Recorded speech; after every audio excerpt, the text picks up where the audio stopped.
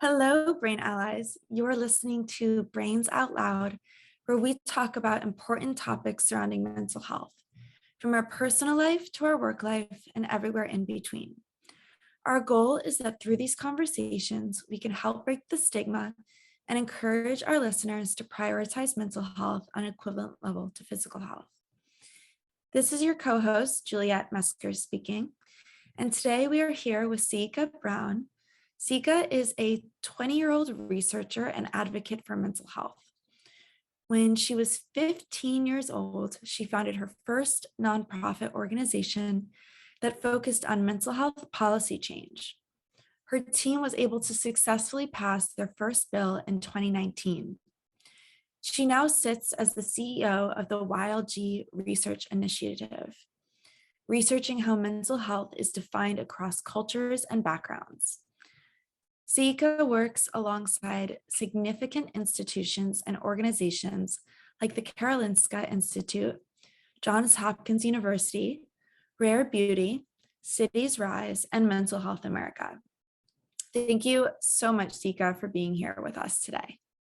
I'm very excited to be here. Thank you so much for having me. Of course.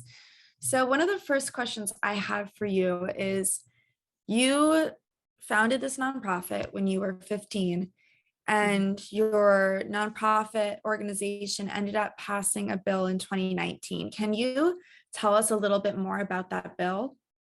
Yeah, so we actually worked in 3 legislation sessions, one every single year from sophomore year of high school to senior year of high school. And we worked pretty hands-on with 2 bills. Like the first legislation session was kind of like us getting to know what the process looks like. Like we always took those history classes that like kind of like sang us those songs about like, oh, this is how you pass a bill, but I never really understood. So the first session was kind of just learning how that works. And then the second session that we worked on, the first bill that we worked on was specifically around suicide prevention. And we worked with the University of Washington. We worked with a lot of suicide prevention companies.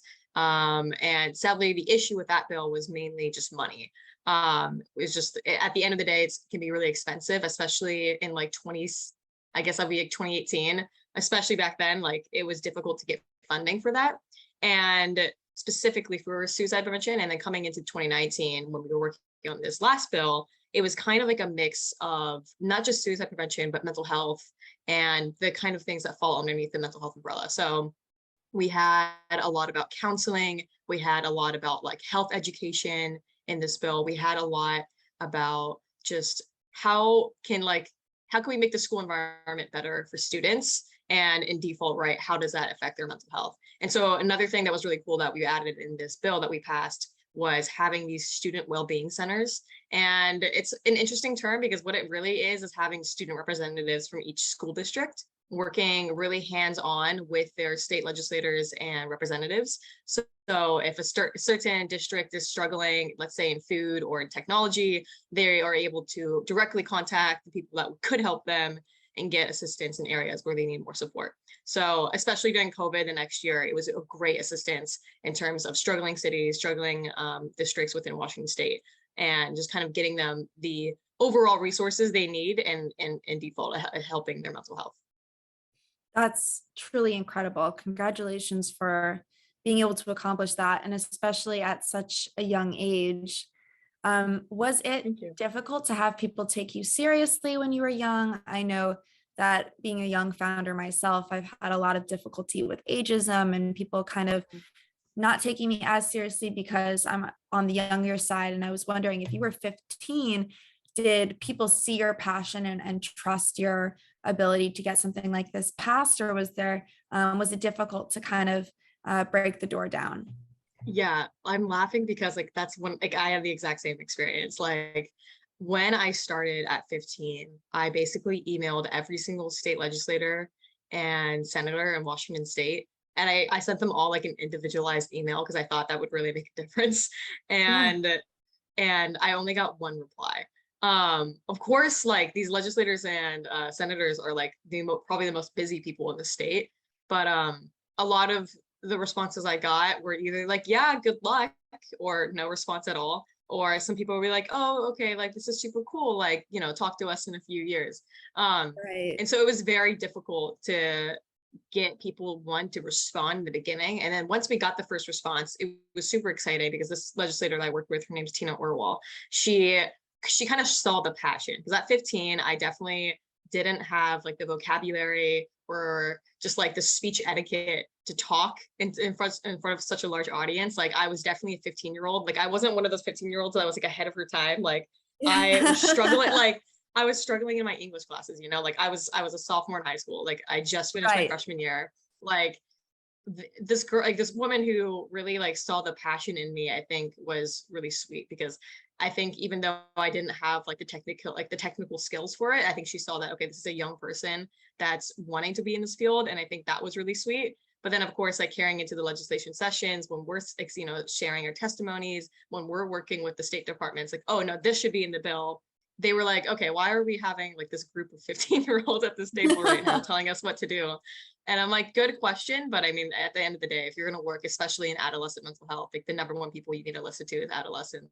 And I think that's why the bill has been so successful.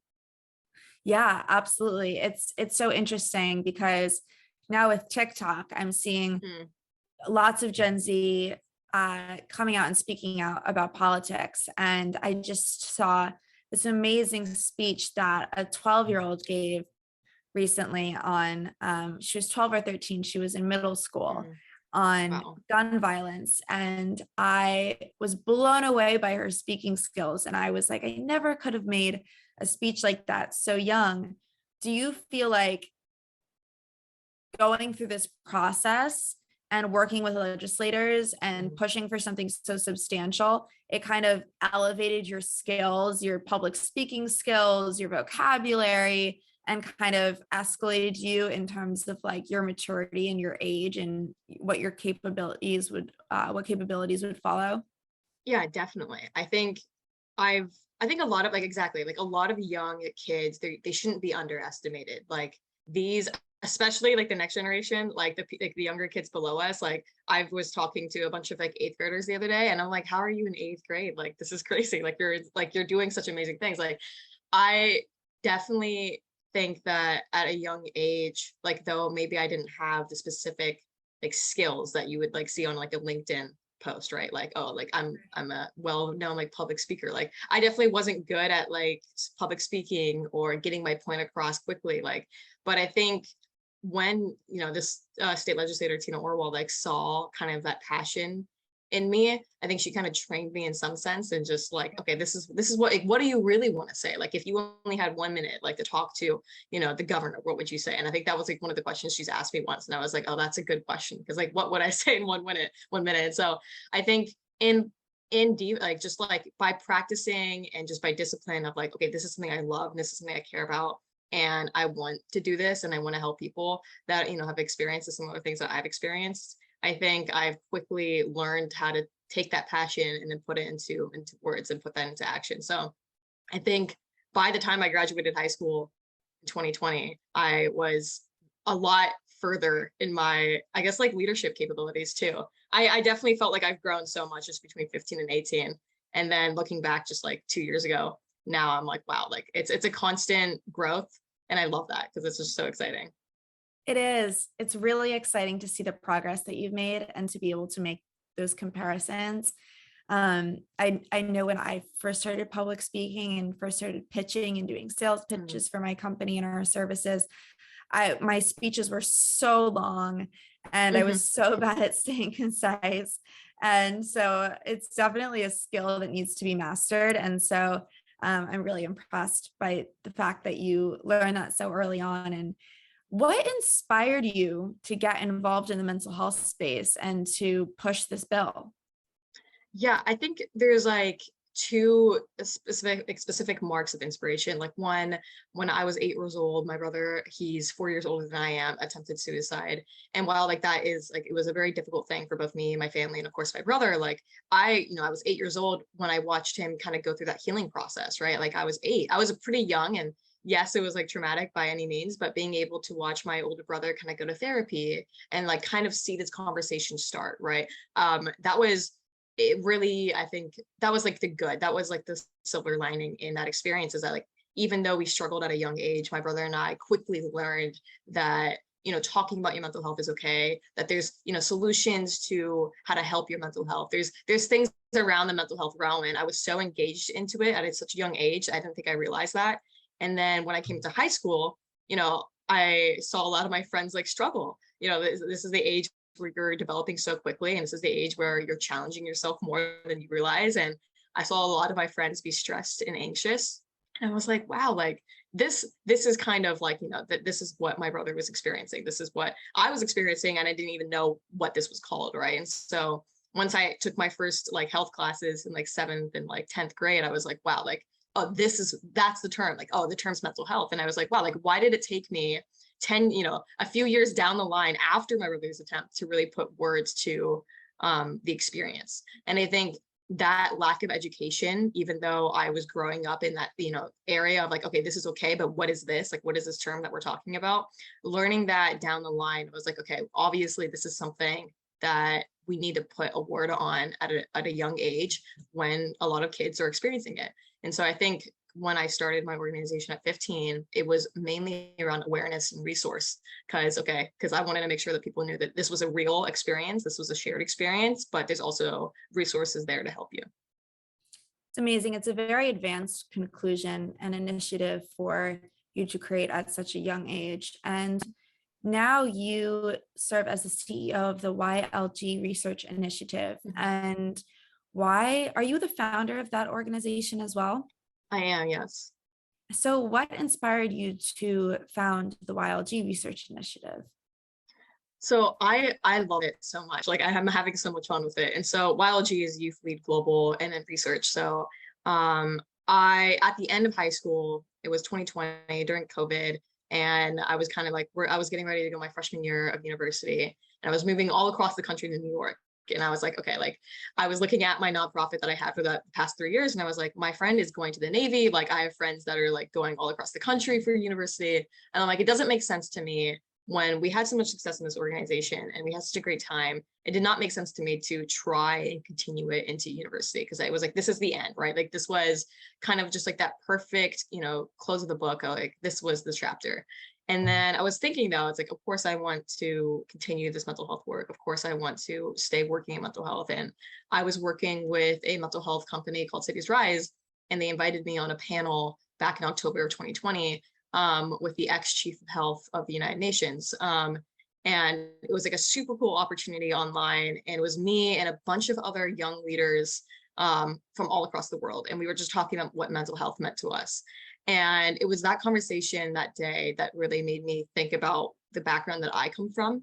I'm half Japanese and I'm half English. My mom was born and raised in Japan. My dad was born and raised in England. And here I am in America. Like I come from a lot of different backgrounds. And even though like, right, the UK and the US have a lot of similarities, there is some differences just in terms of like family traditions and family culture. And then of course, being Japanese, like I feel like I grew up in a very Japanese household. We celebrate Japanese holidays. My name's Japanese. I went to Japan like every single year. Like I very much identify with that part of my culture. And so I was like, you know what, like part of my mental health journey was taking the time to understand my mom's culture and kind of the politics and the history in which that she grew up in and that my family grew up in. And then I realized that, okay, like the US is so advanced in mental health care, but at the same time, we're so not advanced in mental health care. Right. And then I started thinking about my mom and my friends from that conversation. I was like, okay, like there is so much cultural influence and personal experience that influences how we think about mental health and how we talk about mental health. And so when I started the YLG Research Project, I was like, I want to explore how different cultures talk about it. Because that conversation, we had people from like Colombia and Kenya and India and the US talking about mental health. And that was so exciting. And so I kind of took that cultural lens and put that onto mental health. And so while I do a research project, a lot of what it is like talking to people from different cultures that are interested in mental health, and then helping them have conversations within their own cities and within their own countries around mental health. And so a lot of what I'm able to do with the YLG Research Project is like training other young people within their own cultures and within their own atmosphere of like, this is how you can talk about mental health in a way that is fitting to you, your country, and your culture. And so it's a bunch of young leaders, in my opinion, that are just leading this kind of global research, and just this is what mental health looks like all across the world. And it's been a really exciting project to do. It's really exciting. One of the reasons it excites me so much is we teach at Mental Health Global Network, we teach a mental health intervention training course. And when we go through the course and we're teaching people how to understand mental health and how to assist others who are struggling with mental health, and one of the questions, the discussion questions we ask is, what kind of mental health stigmas do we see in different cultures? And it's always been really interesting when we do these trainings, hearing the responses from people that came from very different cultures, different backgrounds, whose parents, like yours, came from different countries originally, and hearing what it's like to talk about mental health in their home, whether it's a very hush-hush situation or whether it's something that's an open conversation. So what have been some of your findings in terms of different stigmas that you see across different cultures? Yeah, I mean, I think the first thing, which obviously I think is like a no-dust statement, is that mental health is a conversation that's happening in every culture. But obviously there are small voices and loud voices when we talk about mental health. But in its own way, I think every culture has talked about mental health and is talking about mental health. They might use a different term, they might use a different word, they might, describe a very specific experience, but that's them talking about mental health. And I just had a webinar with a bunch of people from Nigeria, and they were like, oh, this is like the biggest like mental health thing that we've ever really had, but like, I experienced this, like this is something I experienced. And so I think a lot of the research has been kind of reassuring the idea that mental health is real, and mental health is not just like a young Gen Z problem. It's just an experience. And I think looking at mental health and physical health as similar experiences, they come hand in hand, I think is a great way to approach it. You have a lot of countries that are experiencing either war or a lot of just like political change or political unrest. And you see a lot of countries that are kind of coming back from political unrest, and they're talking about, okay, what topics do we want to have in the conversation as we, rebuild our government structure? And I think a lot of what I'm seeing is a deep-rooted political drive around mental health at the moment. You see a lot of countries pushing for mental health in politics and mental health in policy. And yes, while it's a difficult conversation, depending on the region of the world that you live in, I think it's very exciting to see people from like Malaysia and like Japan, and again, Nigeria and Kenya pushing for this type of mental health policy reform within their own countries and cultures. And I think that's very exciting. So yeah, I would say the number one thing is that mental health is happening everywhere, and mental health is everywhere. And it's a good thing, right? I have learned a lot about what mental health looks like as an individual. Like I've learned a lot of just about from like self-care habits, from the little things and different perspectives. Like I had a conversation with a guy from Sweden, and he's like, like something I just love is like, he's like, you just really need to go out more, like, and just kind of like adding emphasis on nature, and like there's a lot of lenses people take mental health from. And I think each culture does a great job kind of specializing like how they approach it. And I think it's just been beautiful to see how different people talk about it. And it's very exciting to see that it's being talked about everywhere. How are you connecting with these individuals from all over the world? Yeah, I mean, so for the most part, it's all over Zoom. And it's been very difficult, especially the further I get into the research. It's been very difficult to get in contact with people to talk about mental health, because I think the best way to say it, someone asked me a question once, was those like, okay, like what are the countries where they don't talk about mental health a lot? And I'm like, well, it's the countries that I still haven't been able to interview at this point, because there is a lot of stigma. And I think the lack of interviews from a specific region or specific kind of area in the world kind of shows how the mental health realm is like looked at. Because when a certain area or country doesn't want to talk about mental health, and if people are afraid to talk about mental health there, I think that gives a lot of insight itself. So while I've been connecting with them mainly online, there is such little like conversation that can happen. One, of course, because of the language barrier. And that's why I think it's important for me to work with these people that I'm interviewing and kind of helping them establish their own conversations within their own communities. because like the last thing I want to do is come in and be like, okay, this is who I am and I'm gonna like save mental health for you. Like that's not the case at all. What we're doing is like having a conversation and encouraging them to have these conversations right outside of the Zoom meeting and have it in person, have it with their family, have it with their friends, and have it with their school. So while I've been connecting online, I think there's been a lot more connections happening offline within these countries once we were able to talk to them. It's amazing. How has being a founder impacted your mental health, whether it was back in high school when you were working with legislators and you had your nonprofit, or today with your YLG Research Initiative? Being a founder and a CEO, it's a lot of responsibility. And I know in my experience, I've put a lot of pressure on myself, and that pressure has risen to give me amazing opportunities and experiences, and it's also negatively impacted my mental health Yeah. in certain ways. So what has your experience been? It's been very difficult, like I won't lie. I think back in high school, I was a terrible high school student, as in I was such a dreamer. So that the moment that we started this nonprofit, I was like, this is the only thing that matters. So I kind of neglected school. And thankfully, when I applied to Cornell with like a really bad GPA and low SAT score, they saw the passion and they took that passion. They were like, yeah, like we'll accept you under the circumstance that you actually go to school. And I'm like, yeah, that's totally valid. So I actually had to take, right. And I had to like take a summer quarter with them before my freshman year. And I had to like score well on their program there. And I was like, I'm capable of doing academics, but I was always so much more intrigued by kind of this hands-on work.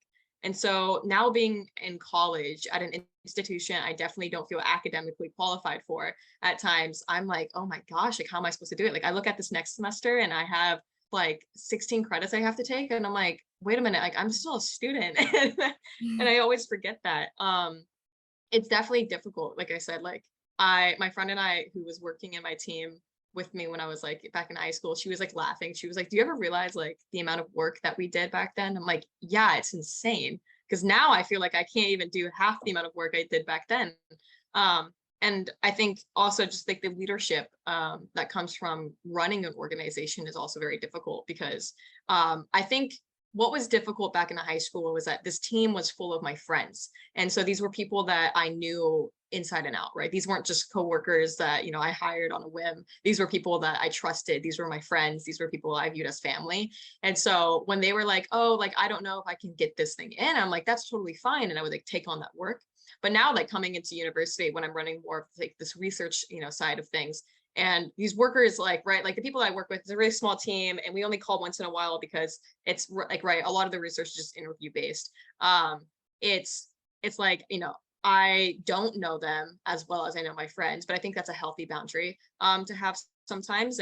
But I also want to be respectful. And so I think it's been a learning experience of what it means to be a leader within like a company or within a workforce versus a leader within your friends, because like those are two different experiences. But it's definitely been difficult. And I think I'm definitely the person to go and overdrive and work more than I should like sleep or like eat. And like I have all my friends, especially at college, so they're like, what are you doing? Like you need to take a break.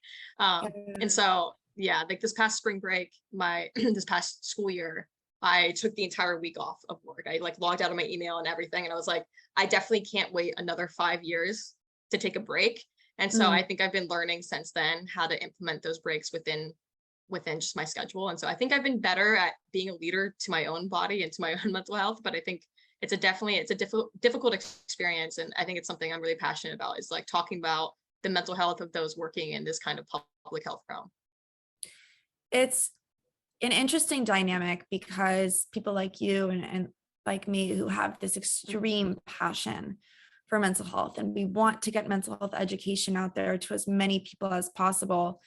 But it is so easy to put your own mental health to the side. And then you kind of have to sit back and ask yourself, am I practicing what I preach? Exactly. And I'm proud of you for taking that week off and logging out of your email, because time does fly.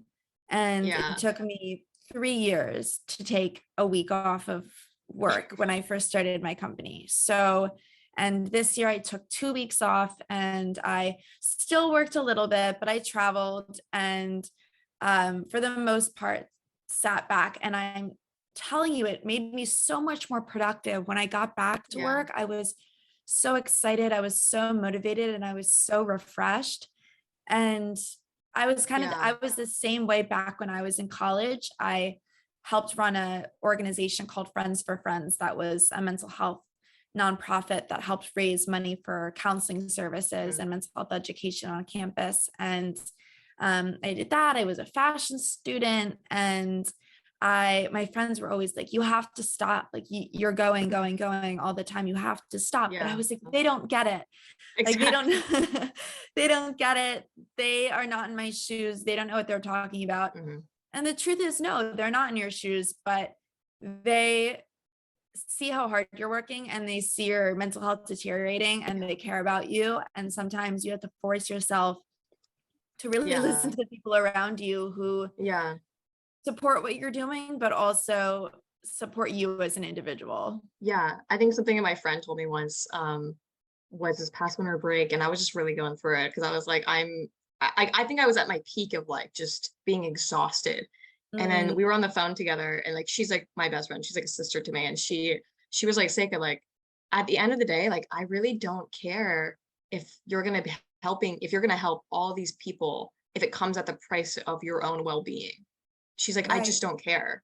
And at first I was like offended. I was like, what do you mean you don't care? Right? Like this is like obviously I'm like, this is like what I love. Like this is what I love doing. And she's like, yeah, but if you're like kind of dying over it, is it really worth it? And it was kind of like a self check of like, just like what you said, like, am I practicing what I'm preaching? And I realized that like my friends mean everything to me, my family means everything to me, and they're the reason why I started all this work in the first place. And I was like, by being in this hyperdrive of like work and this passion and this drive, like I'm neglecting not only myself, but like, right, these relationships that I could be kind of like, working more on and just spending more time with. And I think I spend a lot of time with my friends, but I think it's different. Like intentional time is different than, spending time with them in a study hall. And I think that was a good wake up call because I'm like, yeah, if I'm throwing myself away with all the work that I'm doing because of, for whatever reason, and I'm neglecting my own well-being and my own happiness and my own just mental health, then what a shame, right? That is such a disservice to the people I've been working with and the people that are following my work. And so I think that was such a good wake up call. And then right, taking spring break off was super nice. And I think it's so important as people working in public health. I think of doctors all the time.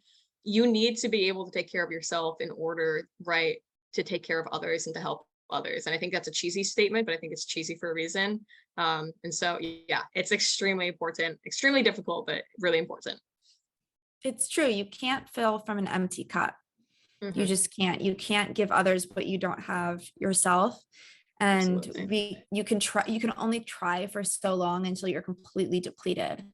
Yeah. And that will negatively impact your work life, your personal life, Hmm. your social life. For me, year 2 into the company, I got really, really depressed. Yeah. And I was in a very, very dark place.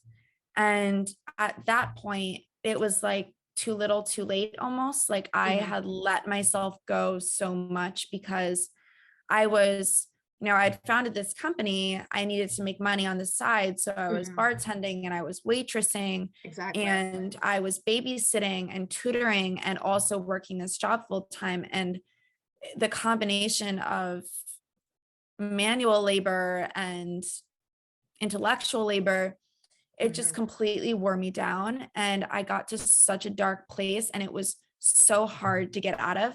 I did get out of it. And I think one of Right. the reasons that I was able to pull myself out of that hole was because when I had a great support system, and two, I was in the mental health space. So I knew that those options were available to me. I Right. knew that therapy was a great option. I knew that psychiatry was a great option if it was something that I needed.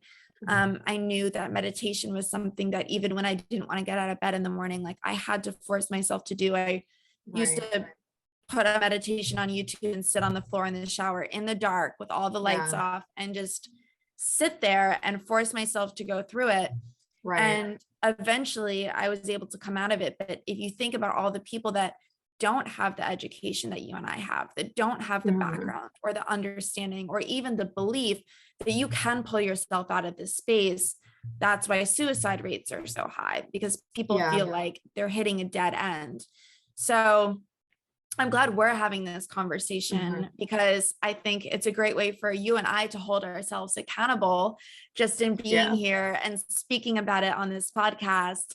I know I constantly have to work on holding myself accountable, and this has been a good check-in for me. So I'm really glad Yeah. that you brought that up. Yeah, I'm like scheduling out my next semester, and I was like on FaceTime with one of my friends, and she just graduated, and she was like, so like tell me what your schedule looks like next semester. And I was like telling her, and then like I was telling her all the projects that I was working on and like what I'm expecting and hoping for YLG. And then she's like, Seika, you're doing it again. I'm like, you're right. Like it's so difficult because I think it's so easy to fall into habit with it again.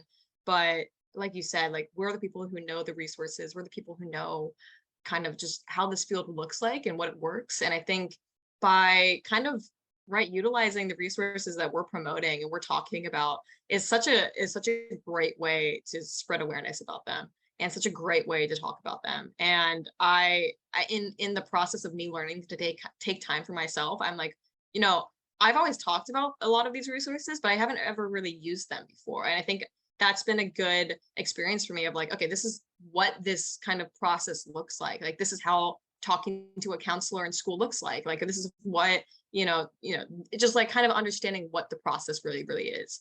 And I think that's been a good experience, both for me as an individual and then, both as me as a leader in mental health. Absolutely. Has your university worked with you at all with this project you're working on, or is it mostly something that you do outside of school? It's mostly something I do outside of school. It's been very difficult for me because I think like Cornell is such a big institution. And I'm not talking about like the size of the campus, but like the institution itself as like a university.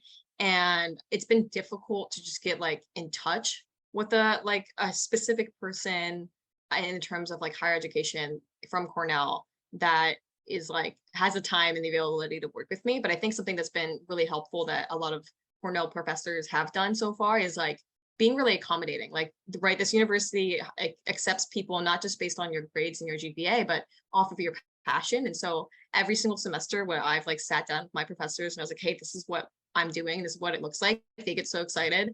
And they're like, oh, absolutely. If you need an extension, let me know. Like, if you have any questions about anything, let me know. Like, this is my office hours. Like, you can come in if you miss class one day. So I think that's been the way I think it has been really helpful, is that the people that I talk to at college are really receptive of the work that I'm doing. And I think that's like the reassuring part. So while like they may not be working hands-on with me in the research, I think they're supporting me as a student, giving me a lot of opportunities to, still attend this university, still go to class and still learn. And I think that is a beautiful thing, is that Cornell looks at you as a person, not at you as like a CEO or as a founder. I think that's like a really human experience and a really unique experience, is that of course I would love to like work more in terms of research with Cornell, but I think I'm glad that, because it kind of feels like a home. Like, I feel like I can go home there, like that. I'm like, oh, I know I'm supported by the professors and workers of this institution. I know that they are helping me as much as I can as a student, as a person. And I think I really appreciate that approach instead, because I think it's given me a good, space to breathe. I'm like, okay, like this is good. Like, my professors understand, my TAs understand, and they're honestly interested about what I'm doing, and they're here to help me as a student and as a worker. And so I really appreciate that. That's monumental. That makes such a difference to have a support system in your professors, and Yeah. to have them support something that you're working on that you're so passionate about is really incredible. I did not have that experience in college, but I had an interesting experience in college, because I was in fashion school, and my Right. professors in the fashion program were very unsupportive. They didn't like, if you had to go to therapy or the counseling center or whatever it was, they would not believe you. They would tell you that you were lying. They would make your therapist write them notes, and then they would still decipher whether or not they wanted to excuse that. And most of the time they didn't. But then on the other end, I went to the University of Delaware, and on the other end, we had administration that was really supporting us. And so we had a support system in the administration in the counseling center, but which was huge in terms of being able to get support on campus for the events that we were running. It was an on-campus community, so that's why there was Right. more involvement from the school. But not having that support from my professors really broke me down a lot of the time, and it really Yeah. made it difficult to manage both schoolwork and these projects. So I think to any professor that ends up listening to this podcast, they should Yeah. take your professors as an example, because the difference it makes is just huge. So I'm really happy for you that you have had that experience. Yeah, it's been really nice. It's been really beneficial. Of course, like they still want me to attend class, and of course, like I'm not like trying to skip every single period, but I think Of course. what's been right, I think what's been nice though is like that kind of understanding of like they want to help the students do what the students want to do, right? Like they're like, I remember I was kind of nervous about starting another initiative in college, and then my dean of administration for my university was like, isn't this not what we like accepted you on? Like we accepted you on the basis that you have this passion. Like the last thing they want to do is be the limit in that. And I think that was a beautiful thing to hear, is that like, of course, right? Like they want to see students do what students care about and what students love. And I think I've definitely felt that experience within my time at Cornell. That's absolutely beautiful. You're right. There's beautiful is the perfect way to frame it. Mhm. Well, it has been so wonderful having this conversation with you today. And if there's one thing that you would recommend to someone who's interested in starting a program, whether it be in mental health or something else that they're passionate about, what advice would you give? I guess kind of two things. One on par of the conversation that we kind of just had. Um, Taking time to recognize, right, your inner self, right, the things that you value, the things that you love, and your kind of reason why, right, spending time thinking about yourself, I think helps you set up whatever you want to produce and whatever kind of action item you want to see. And so I think that's the number one thing for me, is that I had to recognize what I valued, I had to recognize what I loved, I had to recognize why I loved it.